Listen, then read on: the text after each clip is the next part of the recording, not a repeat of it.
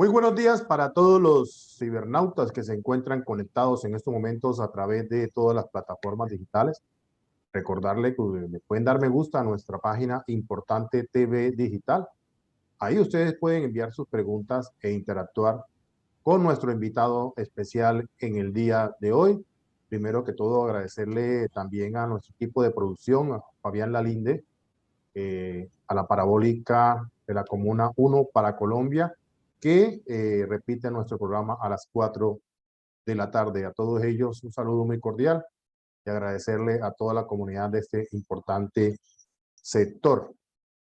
Bien, hoy nos acompaña Edwin Palma Egea. Él es presidente de la USO Nacional, abogado con varias especializaciones, maestría, docente y bueno, tiene algunos espacios en algunas universidades muy importantes sobre temas en la parte laboral y sindical.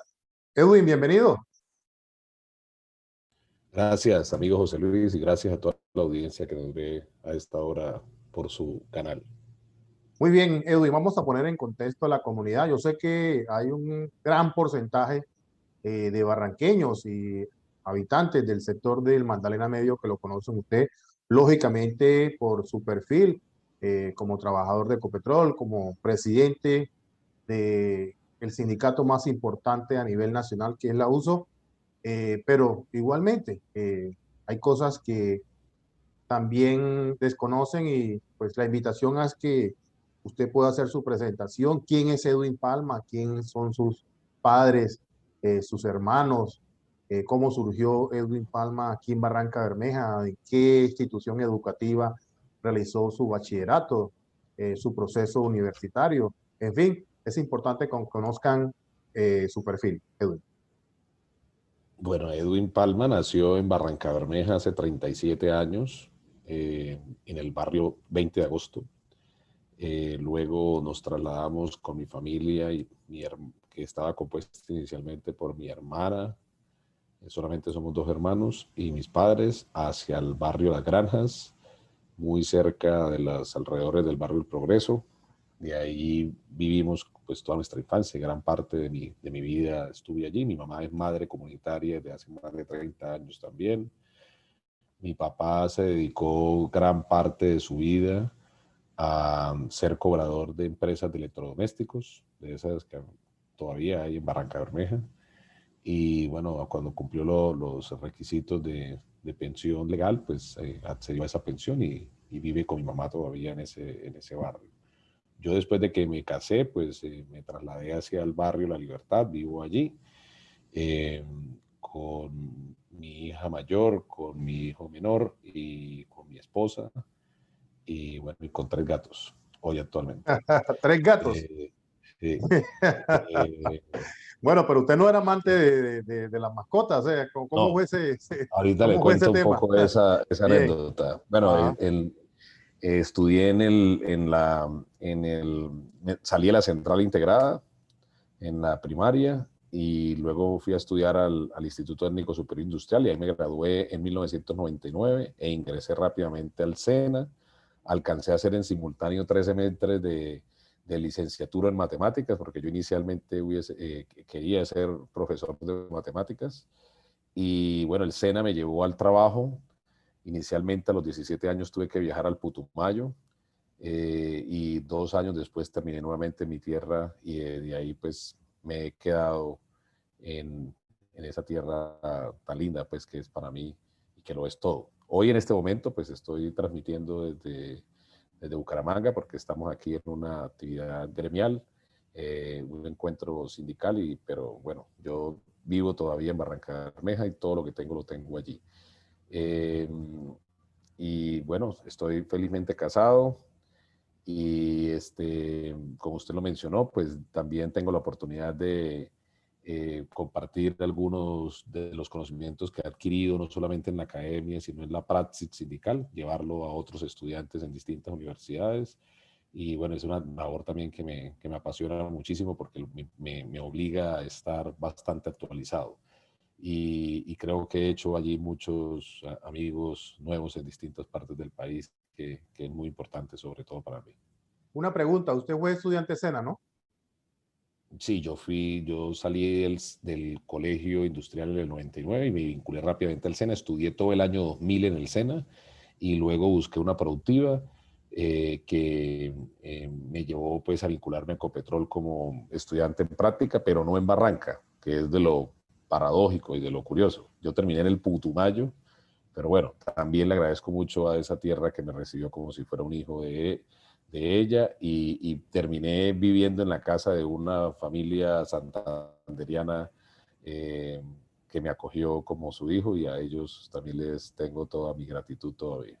¿Qué estudió usted en el SENA, perdón? Análisis químico. Yo para Ecopetrol soy analista químico, pues para Ya. eso me contrató.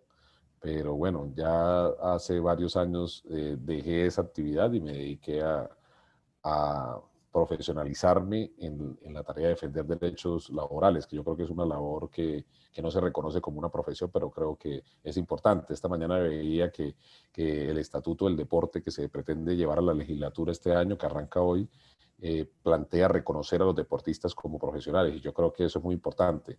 Y se me vino a la mente inmediatamente reconocer también la labor de muchos hombres y de muchas mujeres que le han dado toda su vida al ejercicio de la actividad sindical. Debería ser reconocido como una profesión, además muy peligrosa en este país. Bien, una pregunta que me causa mucha curiosidad e inquietud es lo siguiente. La gran mayoría de estudiantes SENA que tuvieron esa oportunidad de hacer ahí eh, pues, estudios en la parte de operación, en parte de producción, eh, lo suyo como analista químico, en fin, variedad de cursos y capacitaciones que los llevaron a ser empleados trabajadores de Ecopetrol. Eso se perdió, Edwin, ya eso no está funcionando. ¿Usted que tiene algún conocimiento frente a eso? El SENA sigue siendo lo que en entonces nosotros denominábamos la Universidad de los Pobres. Yo Sí, estudié, como ya le mencioné, con mucho sacrificio, 3 semestres, pues sacrificio de mis padres, 3 semestres de licenciatura de matemática en la Universidad de Pamplona a distancia, cuando eso la sede quedaba allá en la normal. sí, normal Cristo Rey. Pero en el SENA era abierto, es decir, Ajá, después de que uno pagaba, era educación gratuita, es educación sí, gratuita. Y eso todavía está puesto al servicio de la ciudadanía hoy todavía, pero también como todas las entidades públicas eh, del país, pues son constantemente amenazadas por el fenómeno de privatización y por estos gobiernos que no comprenden el trabajo como un derecho humano, el acceso al trabajo como una fuente de riqueza y no como una fuente de subsistencia. En Barranca Bermeja, ese SENA era el que preparaba a los trabajadores de sí, señor. Ecopetrol. Llegó un momento cerca del año 2004 en que Ecopetrol rompió ese vínculo con el SENA y entonces empezó a aperturar sus plazas laborales para las unidades tecnológicas de Bucaramanga, de Cúcuta y de Pereira, y llenó la refinería y varias de sus plazas con trabajadores de otras ciudades que, bueno, ya se incorporaron seguramente a Barranca Bermeja, que ha sido una ciudad que ha recibido históricamente a distintas culturas y distintos ciudadanos, pero sí se rompió ese vínculo y creo que es parte de los reclamos que todavía tenemos que hacerle a Ecopetrol. En tiempos más recientes han vuelto estudiantes del SENA a la actividad industrial, pero eso implica también de que nos preparemos hacia el futuro. Yo incluso vengo planteando la necesidad de pensarnos en la transición energética, en nuevas carreras, porque nos toca pensar en las carreras que va a emplear la energía verde y dejar de depender todavía de esta economía fósil que, bueno, ha sido importante para el país, sin duda alguna, pero que tarde que temprano se va a acabar producto de la necesidad de combatir el cambio climático. Muy bien, llega usted a Ecopetrol, en la parte laboral. ¿Cómo es ese trasegar usted como trabajador de Ecopetrol para llegar a ser líder sindical y hoy presidente de la USO Nacional? Bueno, yo llegué, como ya lo mencioné, trabajé 2 años en Oritos, cerca de año y medio, participé de unas vacantes en Refinería Barranca Bermeja y terminé vinculado al laboratorio de la Refinería Barranca Bermeja. 2 años después fue la huelga, la última huelga técnicamente hablando, la del año 2004, contra el gobierno de Uribe, contra la administración de Isaac Yanovich. Días previos a la huelga tuve un accidente de tránsito que me incapacitó durante 9 meses y eso evitó que me despidieran en la huelga, pero no evitó que me privaran de la libertad, como en efecto ocurrió entre junio y agosto del año 2004. Bueno, esos 2 meses fueron muy duros, no solamente para mí, sino para mi familia. Es muy difícil estar privado de la libertad. Todavía recuerdo cómo afectó mucho a mis padres esta situación, pues yo tenía apenas 20 años y bueno, a nadie le gustaría ver a sus hijos en esa situación. Pero bueno, esa fue mi primera prueba de fuego, una persecución política y judicial que terminó como debía terminar y como terminan cuando aplican la justicia. Terminé absuelto de todos esos cargos, pero ese episodio marcó mi vida y fue la que me dijo, aquí hay que salir a hacer actividad sindical, hay que meterse en la lucha por el mejoramiento de las condiciones de los trabajadores y en general por una sociedad más igualitaria. Y por eso inmediatamente en el 2005 ya estaba buscando cómo incluirme en el sindicato, que en efecto terminé ya activamente en el año 2007. Y en el 2005 empecé a estudiar Derecho y bueno, desde que empecé a estudiar hasta hace poco no he dejado de estudiar y me especialicé y me interesé en profundizar por los temas de los trabajadores, de los aspectos jurídicos, pero también los aspectos sociológicos y políticos que nos han afectado toda la vida.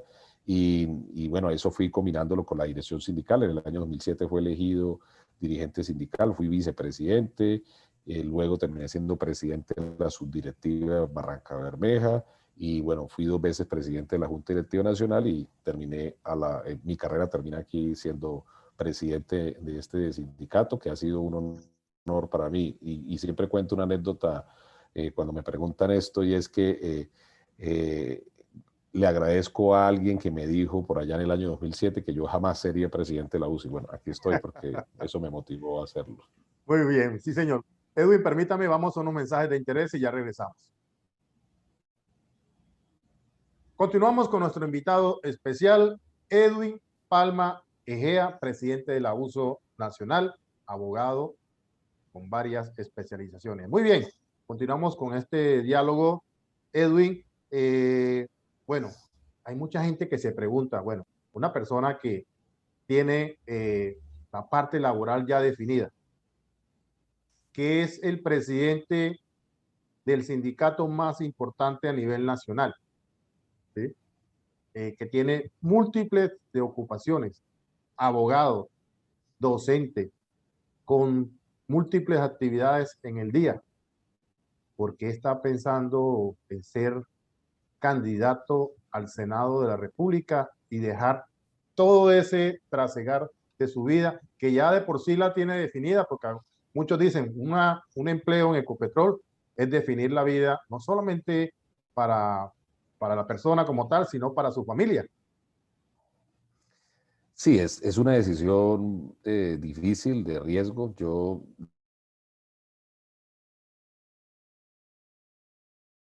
Muy de- bien, tenemos, hay problemas de cuando internet, ¿sí? nosotros entramos a Ecopetrol, cuando yo entraba a lo que se llamaba el Plan 70. Sí, Aló, aló. sí, sí, sí, continúa. ¿Ahí me escucha? Sí, Bueno, señor. entonces decía que antes, cuando ingresábamos a Ecopetrol, cuando mi generación y las generaciones anteriores ingresaban a Ecopetrol, pues se trabajaba 20 años y se cumplían 70 puntos y se alcanzaba el Plan 70, que era un régimen exceptuado de pensión que había al interior de Ecopetrol y hacía que muchos trabajadores salieran jóvenes pensionados. Si eso se mantuviera todavía, yo en menos de 8 años estuviera accediendo a la pensión a mis 43 años. Entonces, quizá la situación fuera otra, pero bueno, vino el gobierno Uribe, en donde montó ese sistema, no solamente a nosotros, a todos los trabajadores que tenían regímenes exceptuados de pensiones en el país. Es un litigio que todavía sigue discutiéndose a nivel internacional, porque a nivel nacional ya se cerró, y nos cambió las reglas de juego a todas. Es decir, que nosotros podemos decir que somos la generación de trabajadores sin pensión, y las que vienen a futuro, pues más, es decir, más desprotegidas. Primero eso. Segundo, Yo cumplo este año 20 años en Ecopetrol como empleado, como trabajador, lo que me ha permitido ser dirigente sindical, porque este es un sindicato de trabajadores de la industria, y es una decisión personal y sobre todo familiar cerrar este ciclo. Me he dedicado pues a profesionalizarme en distintos temas y creo que una gran tarea que hay que hacer por este país es intentar cambiar las situaciones de millones de colombianos que viven en la pobreza, que viven en el desempleo, que viven en la informalidad. Y bueno, de donde yo esté, sea en el litigio, sea en la judicatura, sea en los escenarios políticos, pues trabajaré por esas causas que son las causas que siempre me han movido, con las que siempre he trabajado y con las que siempre me he identificado. Y creo que eso está en el ADN de Edwin Palma y está en el ADN de mi trasegar político y sindical. Entonces, sí, es una decisión difícil, compleja, inexplicable, pero mire, es de lo irónico. En este país, un trabajador oficial, un trabajador de Ecopetrol como yo, tengo que renunciar para participar en política porque si no me veo envuelto en líos de orden disciplinario, como le ocurrió a un presidente de un sindicato en el acueducto de Bogotá, que está ganando esa batalla, pero no la ha terminado de ganar, entonces no podemos correr esos riesgos que él ya corrió porque le significó ser elegido, luego ser destituido. Y eso son de las cosas que hay que cambiar, porque mientras que un trabajador oficial como lo soy yo y como lo es mi compañero Nelson, al que ya hice mención, no manejamos recursos públicos, no tenemos injerencia en la contratación del Estado, nos impiden hacer política siendo simplemente trabajadores oficiales, pues vemos cómo los políticos, congresistas, concejales, diputados, alcaldes, gobernadores hacen política de carácter de frontal, incluso retando las leyes y no hay nadie que le ponga control a eso. Eso es de lo absurdo y lo irónico que tiene este tema político. Alguna vez lo hablé con algún viceministro del Interior y dijo, obviamente los congresistas no van a dejar que salgan más competencias, que le salgan competencia en estos comicios electorales, entonces no van a permitir que eso pase. Bueno, esa será una de las maneras que tendremos que Muy bien. llevar, o en el litigio estratégico Sí, o en la legislatura. sí, señor. Bueno, hace parte usted de una organización o movimiento político, el cual tiene hoy un representante, ¿no? Usted me aclara esa inquietud. Y frente a eso, pertenece o es apéndice ahí del Partido Verde. ¿Cómo se va a hacer ahí para, en toda esta división que hay ahí de la organización Partido Verde, en lo que tiene que ver con mirar las posibilidades de buscar un candidato hacia la presidencia de la República?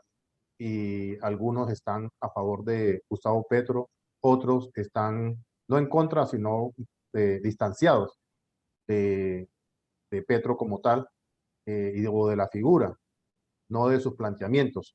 Frente a eso, ¿cuál es su posición? ¿Va a ser usted parte de esa lista del pacto histórico que habla Gustavo Petro? Sí, todo lo que se ha conversado y se está trabajando y se está analizando, porque no hay, es decir, no hay una candidatura todavía hasta que no se haga la inscripción técnicamente hablando, y yo, como ya lo dije, pues tengo que hacer mi renuncia hasta un día antes de la inscripción. Entonces, todo lo que estamos tratando de caminar es hacia estar en esa lista, sin duda alguna, en la lista que se llama el Pacto Histórico. Yo pues milito desde hace algunos años en un partido que es el Partido del Trabajo de Colombia, que hoy es un movimiento al interior del Partido Verde, pero que tiene una decisión política hasta ahora de tender puentes para hablar de lo que precisamente hoy se va a lanzar a nivel nacional, una tendencia que se llama unidad sin vetos y sin exclusiones, unidad sin vetos. Tenemos que seguir insistiendo hasta el último momento en que tenemos que unirnos de cara al contradictor principal, de cara al enemigo principal, entendiendo que podemos tener diferentes posturas, visiones, posiciones de la vida, de la política, del mundo, distintas agendas, quizá algunas más importantes que otras para determinados actores de la vida política nacional, pero nos toca unirnos de cara a enfrentar el contradictor principal, porque si no repetimos el episodio del año 2018, indeseable para todos, porque estamos hoy viviendo hoy todos las consecuencias de esa mala decisión de 10 millones de colombianos hace 3 años. Entonces, estamos en esa tarea, esto todos los días se sigue moviendo, se sigue discutiendo, se sigue analizando, y bueno, el paso del tiempo irá diciendo cómo nos ubicamos. Hoy vimos las encuestas, quién encabeza hoy la carrera presidencial, pero bueno, no nos podemos confiar, siempre generalmente inflan los medios para sembrar miedo, porque ya salieron algunos, también como Federico Gutiérrez, a decir que van a enfrentar los proyectos populistas, el miedo, el comunismo, el castrochavismo, y ahora se inventaron el petromadurismo, porque ya saben que la gente no está comiendo entero y no debemos comer entero. Yo creo que hay que intentar algo distinto para esperar resultados distintos, porque nos hemos pasado toda la vida, al menos mi generación, toda la vida, todos mis 30 años de existencia, haciendo lo mismo y esperando resultados diferentes. No podemos seguir votando mal y esperando que nos gobiernen bien. Permítame, vamos a otros mensajes de interés y ya regresamos. Muy bien, continuamos con nuestro invitado especial, Edwin Palma Egea, presidente de la USO Nacional. Bien, Edwin, ya lo he visto por ahí en algunos escenarios, en las comunidades, haciendo recorridos, algunos amigos invitándolo a reuniones, en fin, ¿cómo se ha sentido ya en la plaza pública?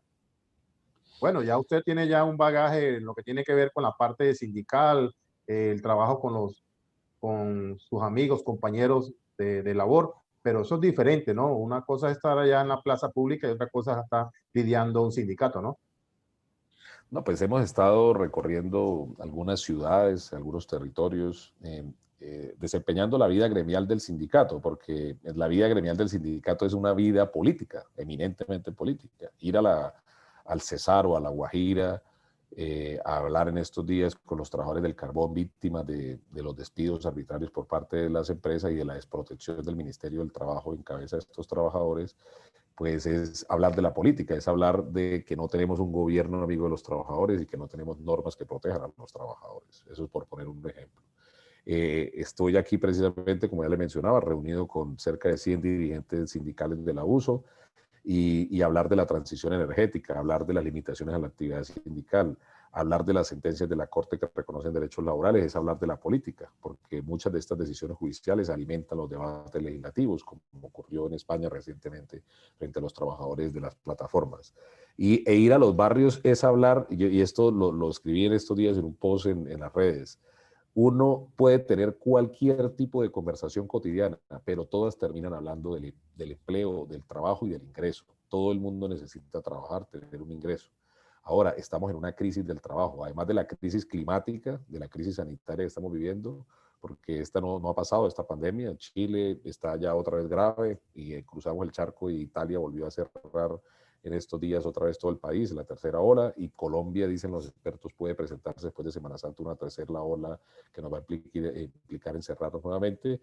Estamos en una crisis sanitaria que genera una crisis económica, una crisis climática, porque esto ha acelerado la discusión alrededor de la crisis climática, pero hay una crisis de la que poco se habla o no se habla, y es la crisis del trabajo.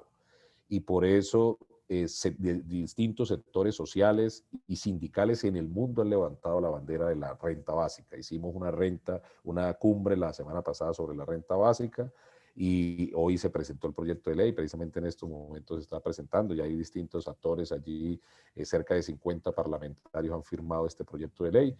¿Por qué? Porque como hay crisis de trabajo, no va a haber pleno empleo. Entonces va a haber mucha gente que requiere un ingreso para sobrevivir, para no morir de hambre.